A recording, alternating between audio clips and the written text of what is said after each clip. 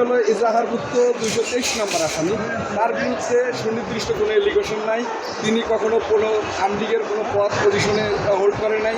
আমরা বিজ্ঞ আদালতে শুনানি করেছি এবং বলেছি যে সে শুধু আমলিগের মনোনয়ন পেয়েছে। একটা দলকে একজন মানুষ ভালোবাসতে পারে। আজকের এই মামলার ভিকটিম পারভেজ ব্যাপারী, তিনি একজন দোকান কর্মচারী, তিনি বৈষম্য বিরোধী আন্দোলনে যোগদান করেছেন। তাকে নির্মমভাবে পিটিয়ে এবং গুলি করে হত্যা করা হয়।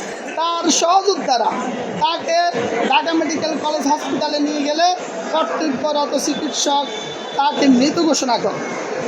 আজকে এই মামলায় সিদ্দিককে বিজ্ঞ আদালত উভয় পক্ষের শুনানি অন্তে সন্তুষ্ট হয়ে 3 দিনের রিমান্ড মঞ্জুর করে।